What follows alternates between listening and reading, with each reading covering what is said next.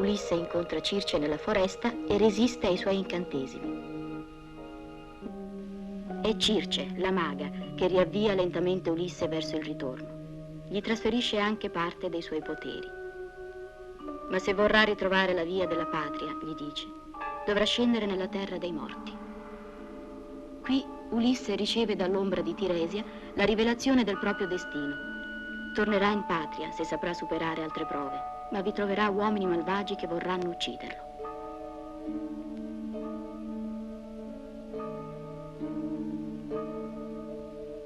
Intanto il più caro dei compagni è morto. Richiamato al suo dovere e al sentimento del ritorno, Ulisse lascia Circe dopo un anno. La maga lo aiuta rivelandogli le ultime prove prima di scomparire.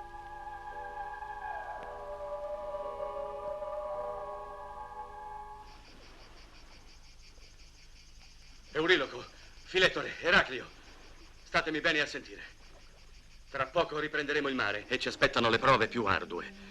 Se non mi ubbidite voi morirete tutti. Nessuno di voi si salverà. Perché ci minacci così, Ulisse? Non sono io a minacciarvi. È la profezia di Tiresia, per questo sono sceso nell'Ade. Stiamo ancora piangendo il Penore che è appena sceso laggiù e ora... Nessun mortale ritorna mai dall'Ade. O forse credi di essere un dio. Dovete credermi. Va bene.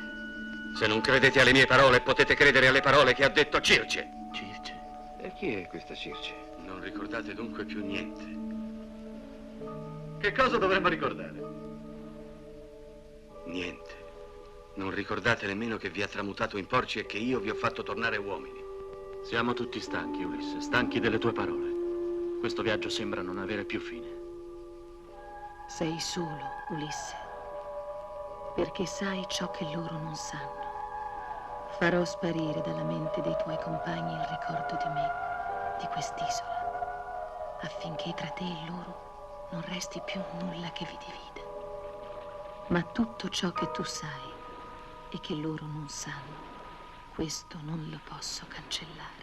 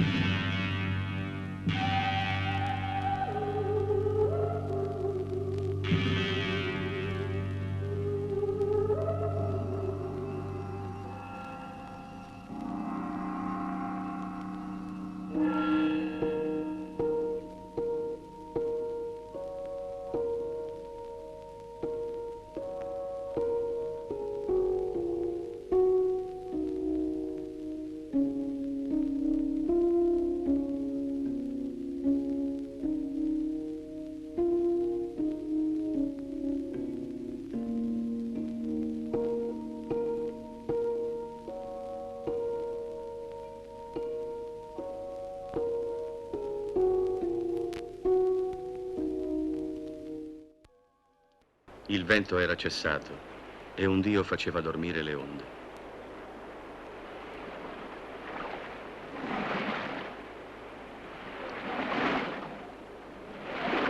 I miei compagni sedutisi ai remi facevano bianco di schiuma il mare.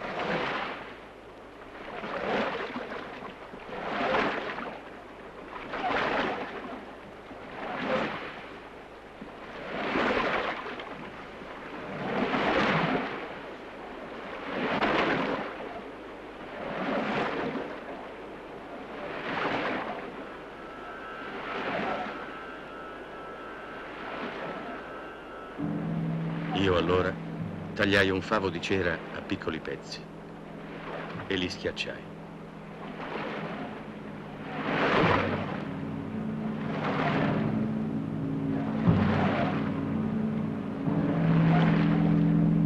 Poi spalmai le orecchie dei compagni ad uno. Sapevo che ormai l'isola delle sirene era prossima.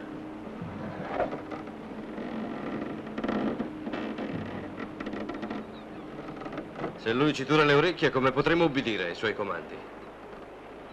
Io non so se esistono queste sirene, Ulisse, ma se ci sono, spero che ascolterai quel canto e che ti butterai in mare per seguirle.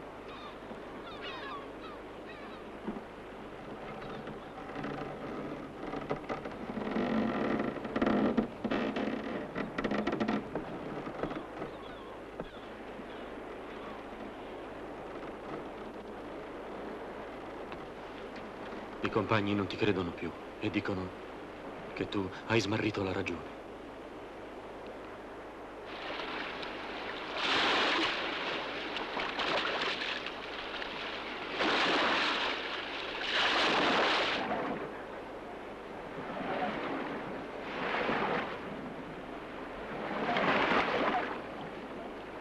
La mia mente è ben salda, te lo dimostrerò fra poco.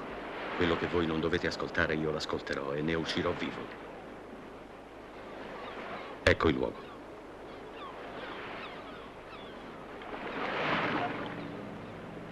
Vieni con me, abbiamo poco tempo.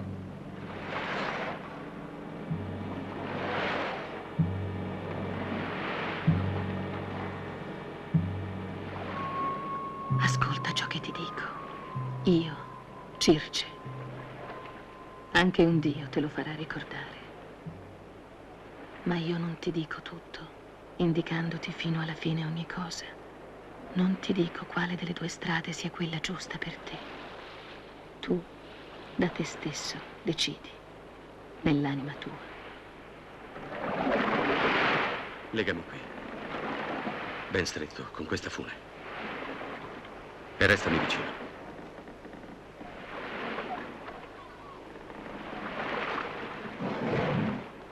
E ricorda, per quanto io ti implori e con gli occhi ti chieda di slegarmi, tu non mi ascolterai. Anzi, ancora di più, dovrai stringere le corde.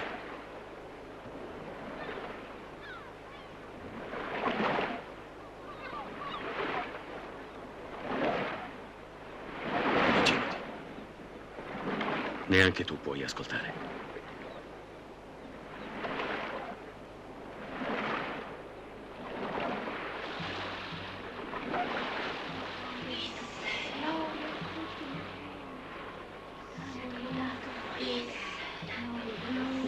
Tutti gli Achei. Gloria di tutti gli Achei.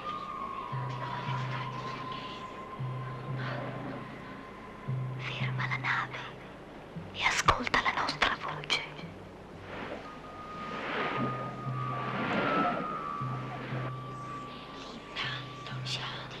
Il tuo posto è qui tra noi.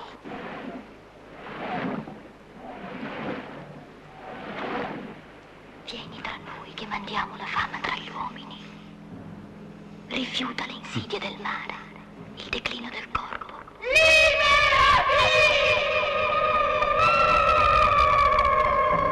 Vieni tra noi e saprai ogni cosa del passato e del futuro. E conoscerai la gloria degli uomini e delle città che furono e che saranno. Lascia i tuoi compagni, lascia questa navigazione senza meta. Fuggi gli anni squallidi della vecchiezza. Scendi!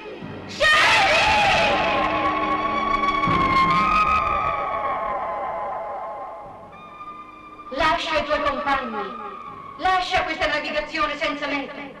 Fuggi gli anni squallidi della vecchiezza. Vieni con noi, abbi forza. Questa scelta la inanitore da anni. Non essere vile. Non essere vile, non essere vile. Scioglimi! Sii forte. Non essere vile. Non essere vile. Sì, su, slegami! Sii forte, non essere vile. Sii forte. Aiutami tu! Aiutami!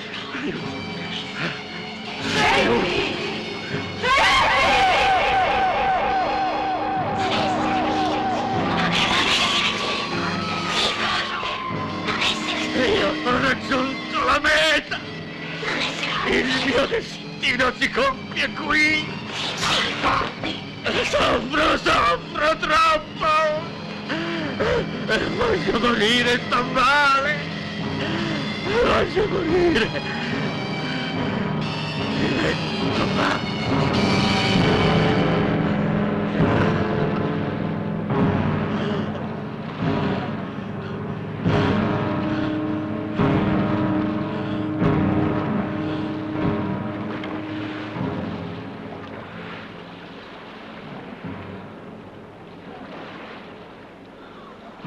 Quel suono orribile si spense come un soffio e cessò di lacerarmi la mente.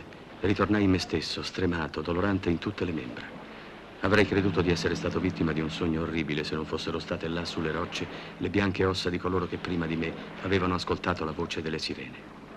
Anche i miei compagni vedevano le ossa e facevano forza sui remi per fuggire da quella crudele visione.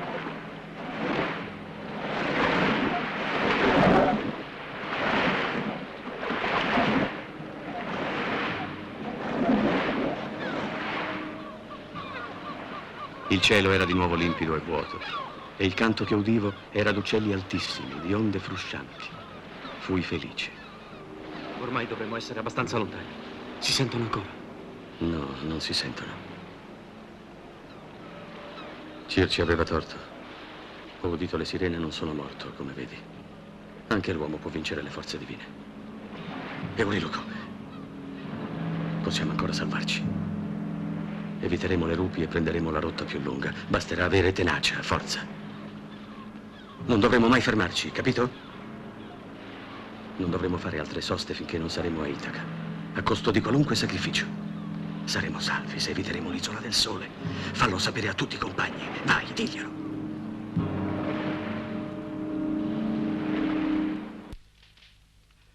Ma non mi obbedivano più. Nessuno mi rivolgeva più la parola, nemmeno Euriloco. Ero un pazzo, secondo loro. Arrivammo in vista di un'isola, vollero sbarcare e non potei trattenerli. Pregavo solo che non fosse l'isola del sole. Era l'ultima sosta, se avessimo potuto evitarla.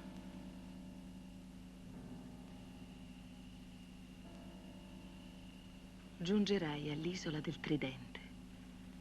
Là pascolano le vacche dalle corna lunate che il sole Iperione ha affidato a 2 ninfe dai lunghi capelli. Sono sue figlie. Le ha generate a lui in Era e le ha inviate a guardare la mandria del padre loro.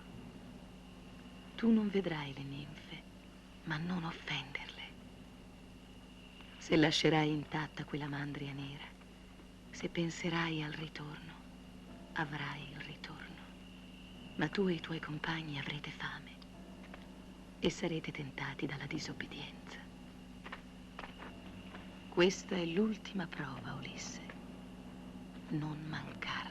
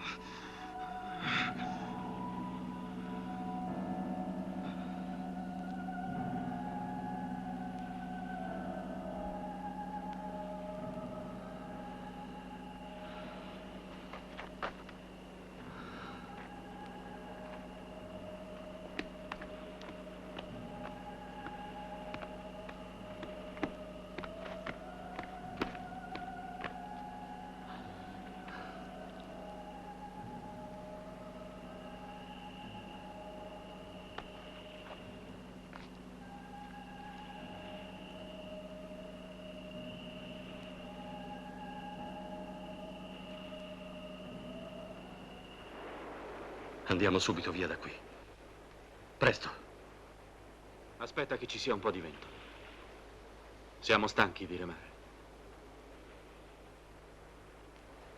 Ascoltatemi. Se riconoscete ancora la mia autorità, dovete prestarmi giuramento. Nella nave c'è da bere e da mangiare. Ho deciso di rivelarvi un segreto che mi pesa.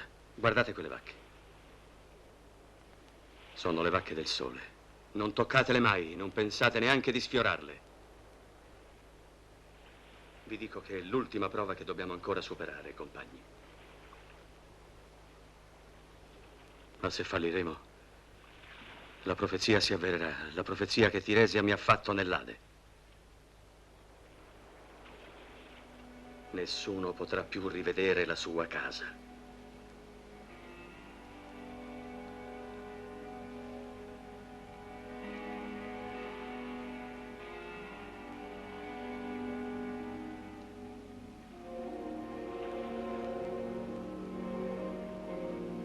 Non mi importa se non mi credete.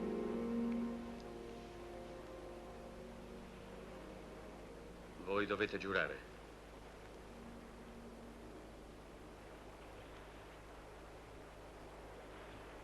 Tutti in ginocchio!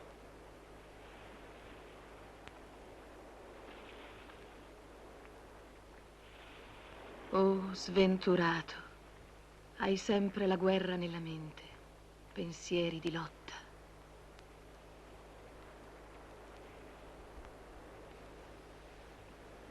Per un mese intero la bonaccia ci impedì di salpare e i miei compagni, finché ebbero cibo sulla nave, tennero fede al giuramento, si astennero dalle giovenche.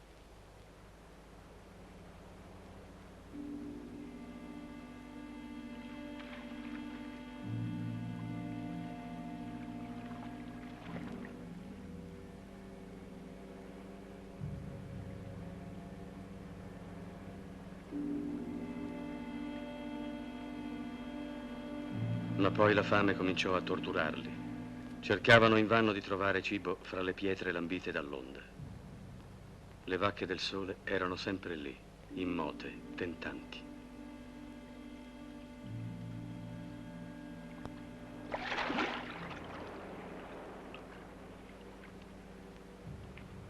Avrete fame e vi mancherà la speranza. Sarete tentati dalla disobbedienza e fallirete l'ultima prova. Avrete fame e vi mancherà la speranza. Sarete tentati dalla disobbedienza e fallirete l'ultima prova. Avrete fame e vi mancherà la speranza. Sarete tentati dalla disobbedienza e fallirete l'ultima prova. Avrete fame e vi mancherà la speranza. Sarete tentati dalla disobbedienza. Allora me ne andai lontano a pregare. Oh, Zeus, Padre, e voi dei beati che avete vita eterna, restituitemi la fiducia dei compagni, perché io non voglio vederli morire. O davvero finirò per perdere la ragione e con essa ogni altra cosa che mi è cara. Ma allora piuttosto toglietemi la vita. E noi dovremmo morire di fame per non rompere il giuramento che ci è storto Ulisse? Lui vede prodigi dappertutto, da quando crede di essere sceso nell'Ade. Guardatele quelle vacche. Vi sembra che abbiano qualcosa di divino? Così dice Ulisse, ma possiamo crederlo? Tutte le morti sono odiose, ma la più brutta è morire di fame. Aspettate, e se Ulisse avesse ragione? Se fossero divine quelle giovenche? Se davvero appartenessero al sole? Che cosa accadrebbe di noi? Non me ne importa. Preferisco perdere la vita per sempre sparendo in bocca alle onde, piuttosto che languire qui giorno per giorno su quest'isola, consumandomi dalla fame. Eurilo qua ha ragione! Avanti, sfamiamoci una volta per tutte! Avanti! Ma io non ti dico tutto, indicandoti fino alla fine ogni cosa. Tu, da te stesso, decidi, nell'anima tua. Arrivai che era troppo tardi.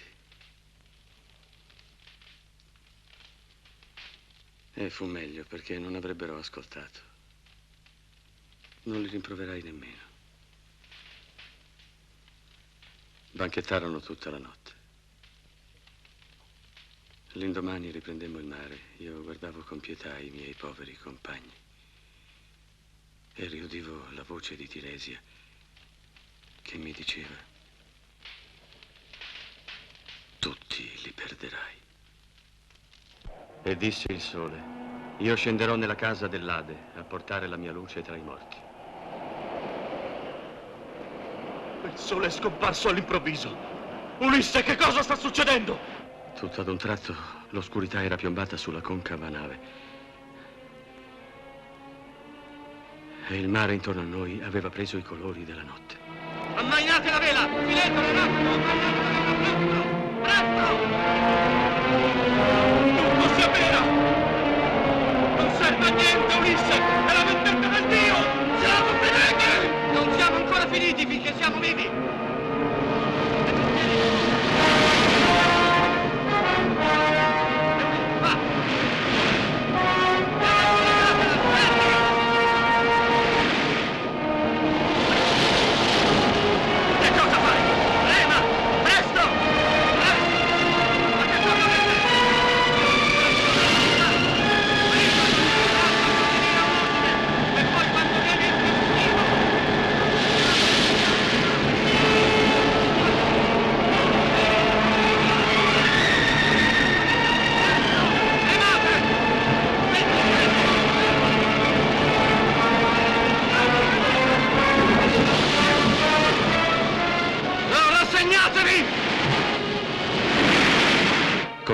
l'ultima ondata, la nave si scosse ruotando su se stessa e c'era odore di zolfo. Tutti noi fummo precipitati in mare. Vidi i miei compagni portati via dalle onde.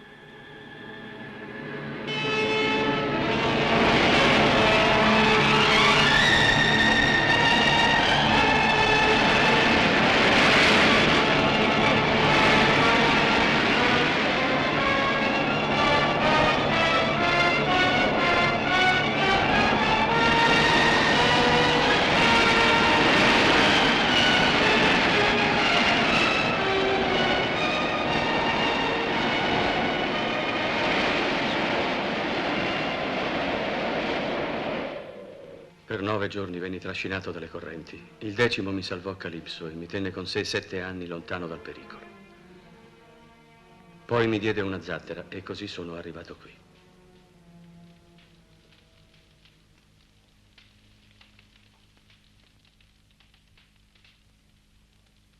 Quest'uomo è stato salvato non dalla sua costanza, non dal suo intelletto ingegnoso, nemmeno dal suo stesso desiderio del ritorno, ma da una volontà che non possiamo scrutare. Nemmeno tu, Ulisse. Nemmeno lui saprà mai, perché era destino che solo, senza compagni, giungesse fino a noi. Perciò, nobili Feaci, noi gli daremo la nave, anche se, aiutandolo, ci assumiamo il rischio dell'ira che è contro di lui. Una nave sarà pronta domani all'alba per te, Ulisse.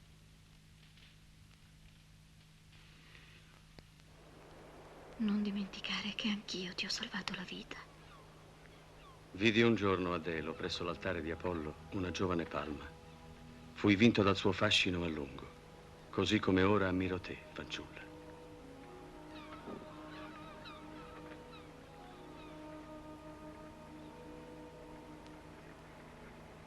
Sei sicuro che tua moglie ti aspetta ancora? Per quanto tempo? Senza notizie? E che non c'è un altro re a Itaca? Altri uomini si sono abituati ad avere quello che era tuo.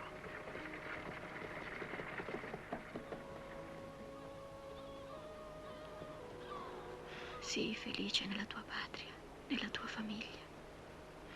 E non dimenticarmi.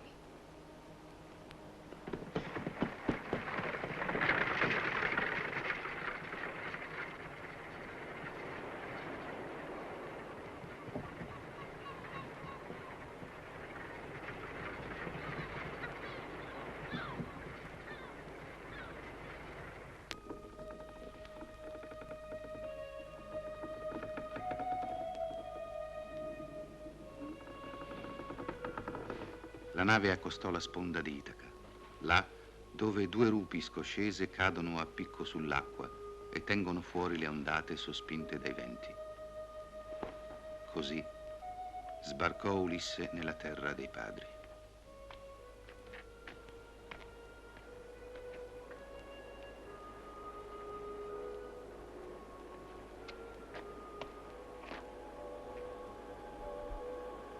E già poteva vedere su in alto la sua casa. Ma ogni cosa gli appariva diversa. Ormai da tanto tempo ne era lontano. Allora, come preso da un improvviso timore, decise di non salire subito alla città e fuggì verso i campi.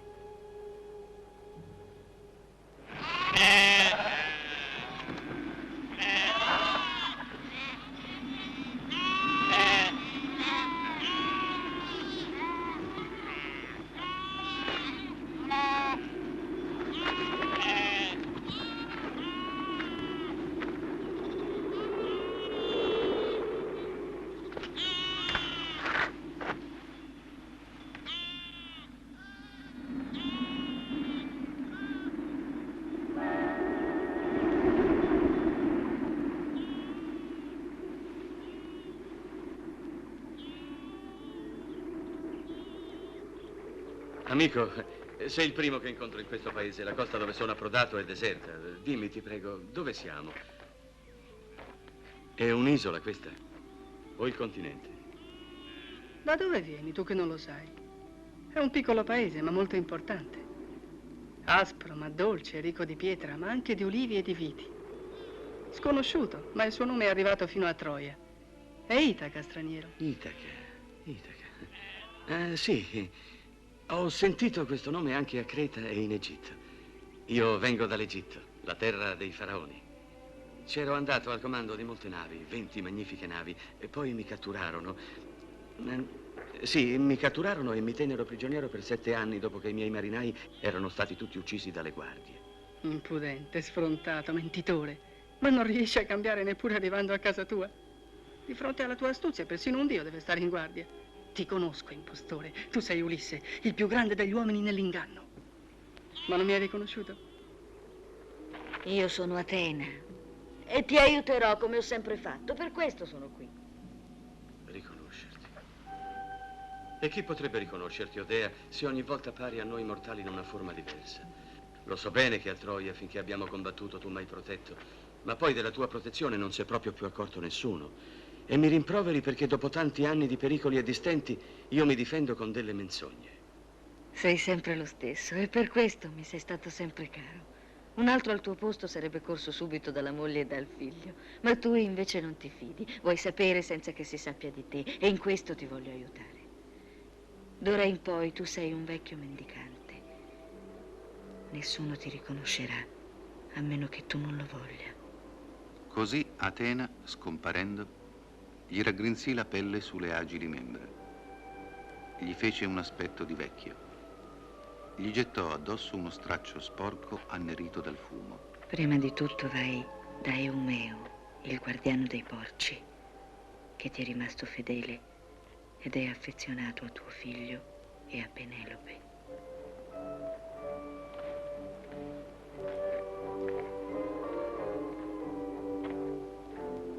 Egli si avviò sul sentiero sassoso, cercando di ricordare dove avesse la sua capanna Eumeo, che egli aveva lasciato ancor giovane a custodire le sue bestie.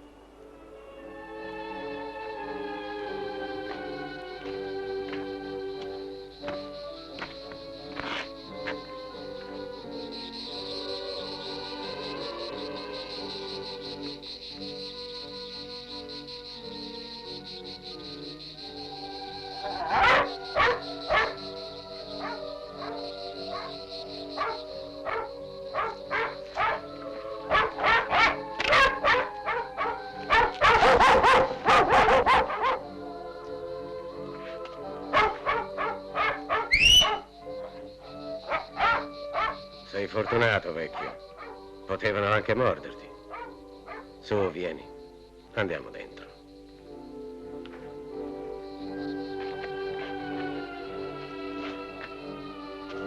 Ulisse guardava stupito il recinto bello e grande, ben costruito con pietre portate da lontano e cinto di rovi tutto intorno. Non esisteva un tempo. Eumeo, dunque, l'aveva costruito in assenza del padrone, per conservare meglio le bestie che gli erano state affidate. Era stato un servitore fedele e Ulisse se ne rallegrò. Vieni a mangiare il mio pane e a bere il mio vino. Poi mi dirai chi sei e che cosa vuoi.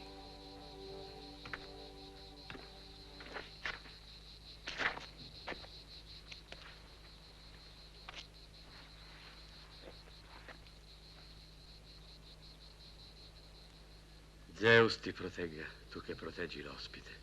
Zeus protegga te. Zeus che mi manda l'ospite. Siediti. Ulisse si rallegrò di nuovo. Sebbene egli avesse un aspetto così miserabile che nessuno avrebbe potuto vedere in lui se non l'ultimo dei vagabondi, Eumeo lo accoglieva con rispetto e bontà.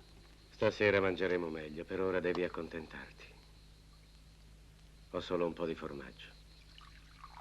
Ai tempi del mio padrone era un'altra cosa.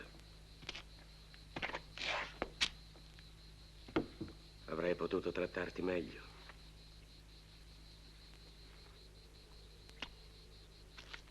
E invece anche lui se n'è andato con gli altri a Troia e non è tornato più.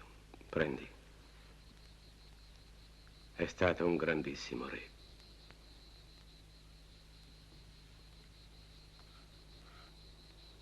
Il figlio di Ulisse, Telemaco, era partito intanto da Sparta e aveva ritrovato la sua nave sulla spiaggia di Pilo.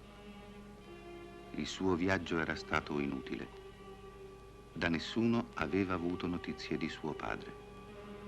Lo avevano consigliato soltanto di ritornare presto a casa. Amico, ti prego per il tuo Dio, ti prego per la vita tua e dei tuoi compagni. Prendimi sulla tua nave in nome di Zeus, non mi abbandonare. Ho ucciso un uomo, l'ho ucciso per difendermi, ma ora non posso più stare nella mia città. I parenti e gli amici del morto mi inseguono, mi uccideranno se mi prendono. Chi sei? Teoclimeno è il mio nome, sono un indovino. So che tu sei Telemaco e so anche che hai dei nemici nella tua patria. Non passare quando torni per lo stretto fra Itaca e Samo. Loro ti aspettano là con una nave veloce, armata, e ti manderanno a giacere sulle rocce del fondo se non farai un largo giro. Sbarcherai a Itaca dalla parte opposta e tornerai a casa attraverso la campagna. Su, vieni, sali a bordo. Grazie. Zeus ti protegga.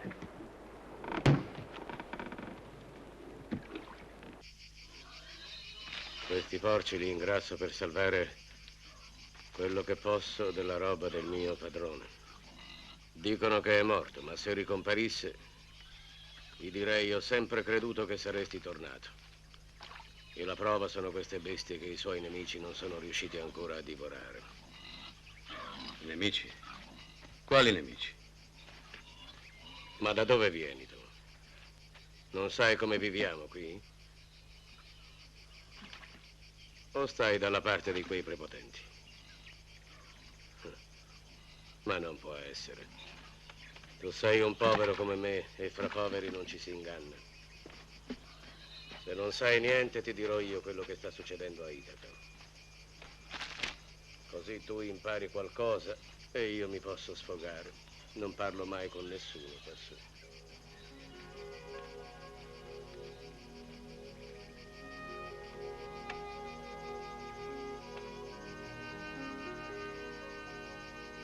E così venne la sera. Dopo che ebbero mangiato la carne del maiale che Eumeo aveva immolato per l'ospite e dopo aver raccolto il pane rimasto, essi andarono a dormire.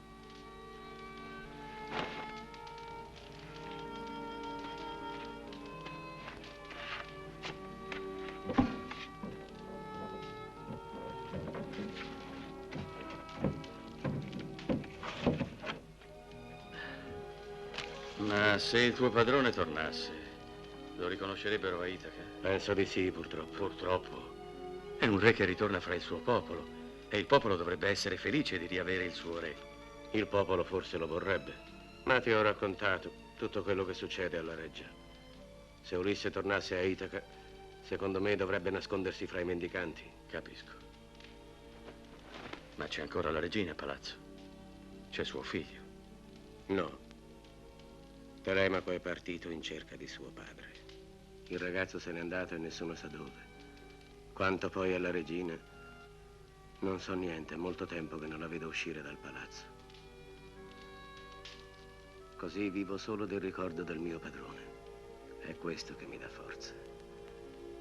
Il padrone mi amava e mi avrebbe dato una donna in sposa come premio per tutto il lavoro che ho fatto per lui. Arrivò presto l'aurora dalle dita rosate. Eumeo era già sveglio nella sua capanna. Aveva acceso il fuoco, preparato il cibo. Erano giunti anche i pastori a prendersi la loro parte per la giornata.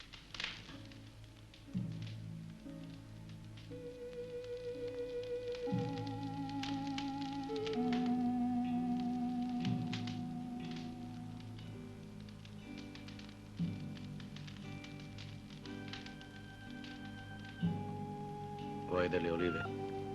No, grazie.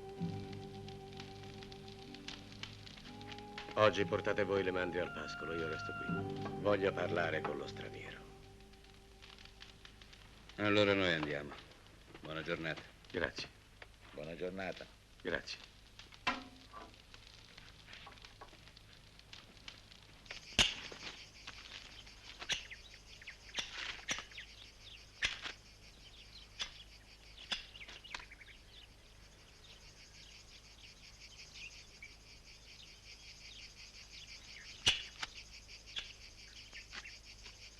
Sai potare un albero, ma non hai le mani da contadino. Hai ragione. Io non ero un contadino. Ho comandato un'intera flotta e un grande esercito. Era il tempo in cui partii per Troia lasciando la mia patria. Una terra come questa.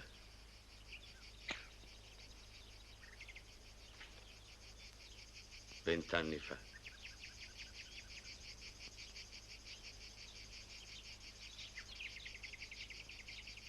Cosa vuoi farmi capire? Che questa è la terra da cui sei partito? No. Hai visto quella vigna? Penso che solo il padrone di questa terra può averla piantata lì. Perché evidentemente lui sapeva che il vento di mare qui non ci arriva. È proprio così. È stato Ulisse. Parla ancora, ti prego. Non sai quanta gioia mi dai con le tue parole. Hai già finito di potare? Come? No, non ho finito. Hai ragione, non è il momento di parlare. Continuiamo a lavorare. Tu sai che io conosco un altro modo di potare?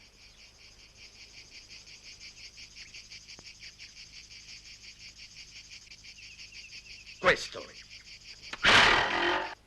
Quella stessa sera anche Telemaco arrivò a Itaca e a Teoclimeno l'indovino disse di recarsi in città, nella reggia, che lo aspettasse lì. Voi proseguite fino al porto. Io vado da Eumeo. A domani, Teoclimeno. A domani.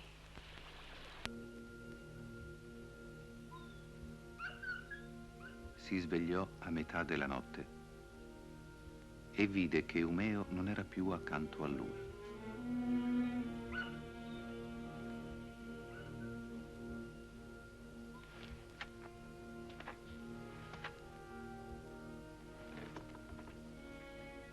Udì rumore di passi fuori dalla capanna e i cani agitarsi senza abbaiare, come per fare festa a qualcuno che conoscessero bene e che si stesse avvicinando furtivo.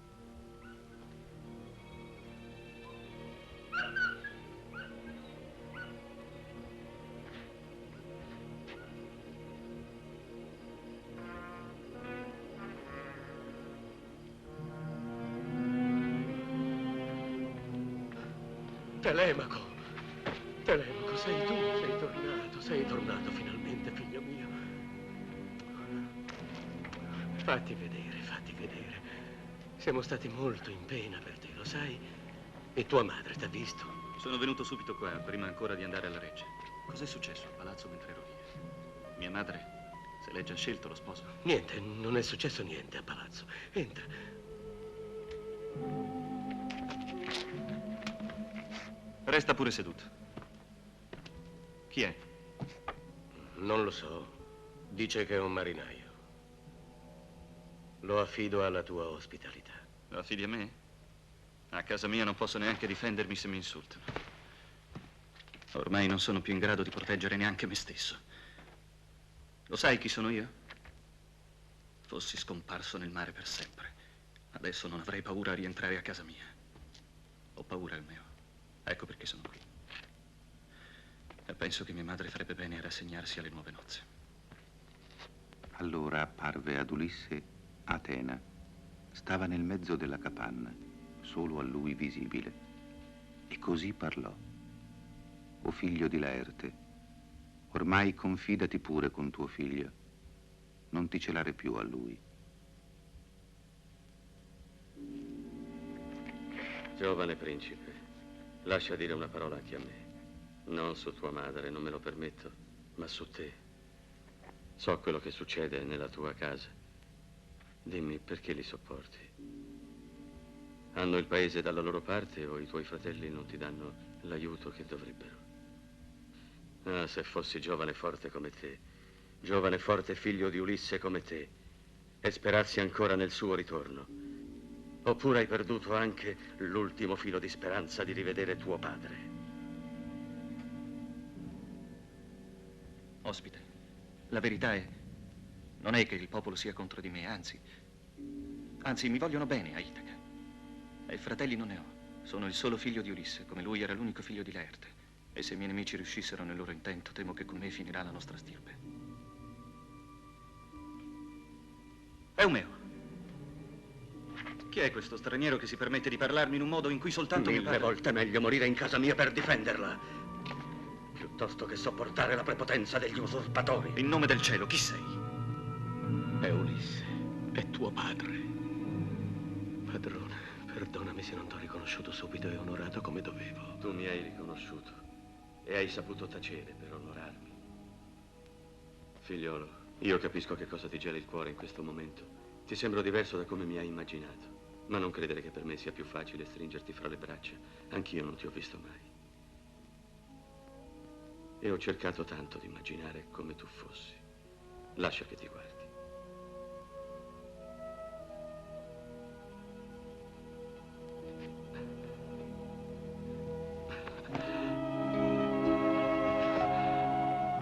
No, resta con me. Resta con noi. Così finalmente Telemaco fu persuaso che aveva davvero fra le braccia il padre suo. A tutti e due era sorto su dal profondo un gran desiderio di pianto. Piangevano a gemiti acuti, più fittamente che aquile marine o avvoltoi dagli artigli adunchi, ai quali la gente dei campi ha rapito i figli prima che siano adatti a volare. Poi prepararono il ritorno alla reggia e ripeteva Ulisse: ditemi se a noi basterà che Atena ci assista o dovrò ricercare qualcun altro in aiuto, quando fra noi e i pretendenti la furia delle armi darà il suo giudizio. Torni a Itaca da solo. Ti chiederanno conto di tutti quelli che sono partiti con te 20 anni fa, se tu convochi l'assemblea. Lo so, ma non la convocherò. L'assemblea sta sempre col più forte. Ma chi sono i pretendenti? I più pericolosi sono Antino ed Eurimaco. Quei due? Ma sono dei ragazzi. 20 anni fa. Già, hai ragione. E chi ancora? Melanzio, Anfinomo, Tesippo e Anfimedonte, figlio di Melaneo. Ho capito. Insomma, quanti? Solo da Samo una decina. sono molti, Ulisse, sono troppi. Nessuno deve sapere che sono arrivato. E mia madre? No, neanche lei.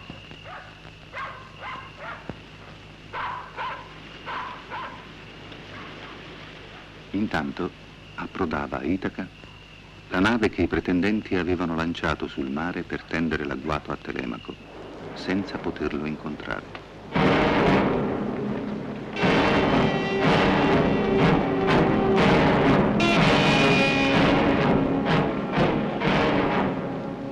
Ha preso un'altra rotta. Devono averli informato. Ha avuto fortuna. Sì, liberiamocene prima che raduni un'altra assemblea. In campagna, bisogna affrontarlo in campagna e ammazzarlo. Sì, consumargli i beni non basta più.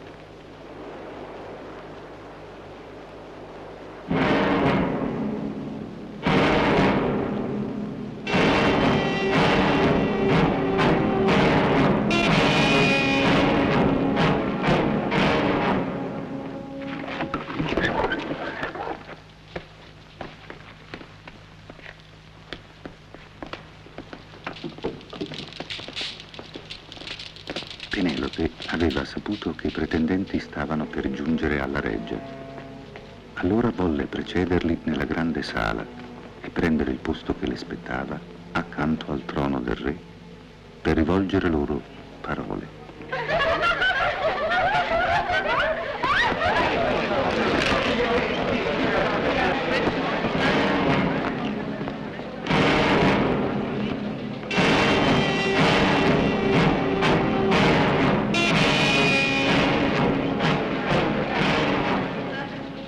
Che avete fatto a mio figlio? A tuo figlio? La sua nave è nel porto. Non è tornato? A te lo chiedo, dov'è? Non lo so. Non sono io il suo custode. Conosco i tuoi piani, Antino. Allora sei male informata. Tuo padre si prostrava davanti a Ulisse, in questa sala, e piangendo supplicava protezione. Ulisse gli ha salvato la vita. E adesso tu complotti contro il figlio di Ulisse, alle sue spalle. Vigliacco. Sei come tuo padre. Nessuno attenta alla sacra vita di tuo figlio, Penelope. Anzi, finché sarà vivo, garantisco io per la sua protezione. Telemaco! È arrivato Telemaco! Gli corse incontro e al figlio caro gettò al collo le braccia. Lo baciò sulla testa e su tutti e due gli occhi belli e diceva: «Sei qui, Telemaco, dolce luce». Poi giunse alla reggia l'indovino Teoclimeno, che Telemaco aveva portato con sé da Pilo, ed essi furono lavati dalle ancelle e unti di olio.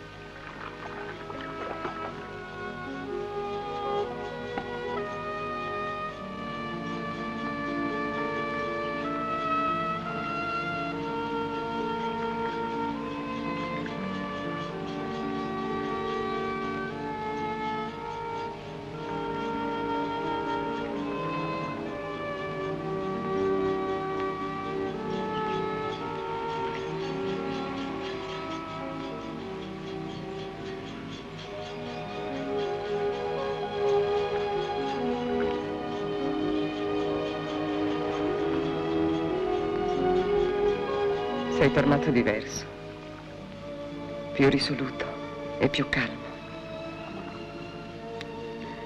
Mi dai molta gioia. Ne sono felice. Vorrei però poterti dare una gioia ancora più grande. Quando tuo padre partì per la guerra, sai cosa mi disse? Non dovessi tornare, ti affido tutto. La casa, i servi, i genitori. Mio figlio. E quando a mio figlio comincerà a spuntargli la barba, cederai a lui il comando. Allora madre non ti ha detto, ti risposerai.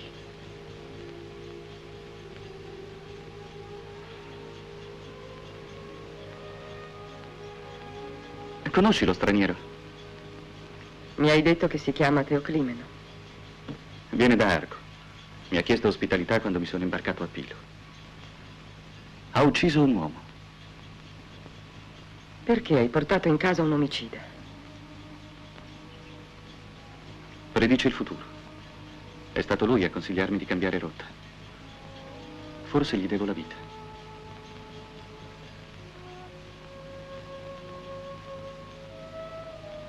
Porti in casa degli stranieri, parli del futuro, ma non mi dici niente di tuo padre.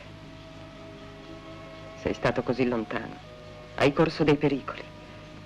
Sei riuscito almeno ad avere qualche notizia di tuo padre? Dimmi.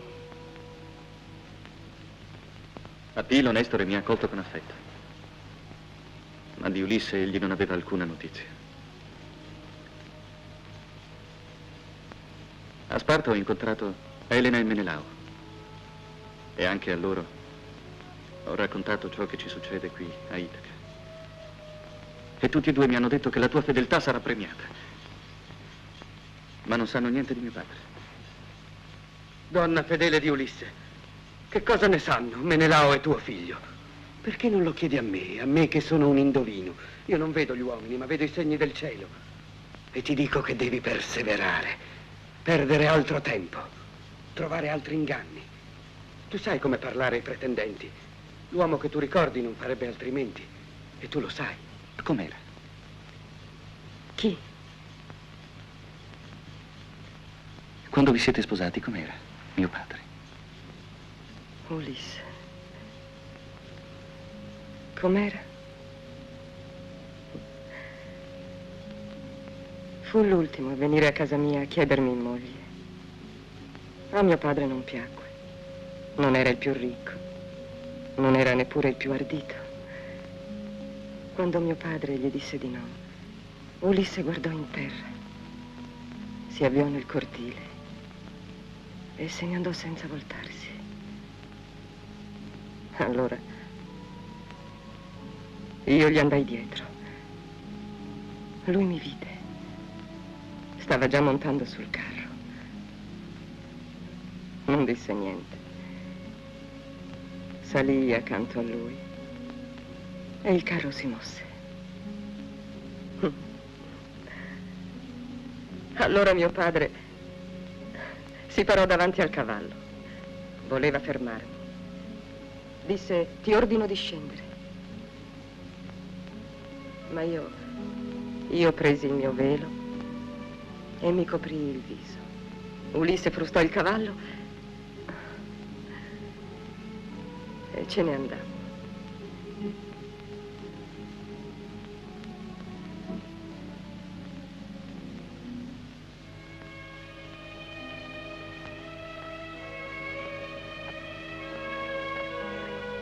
Andavano intanto Ulisse ed Eumeo verso la città.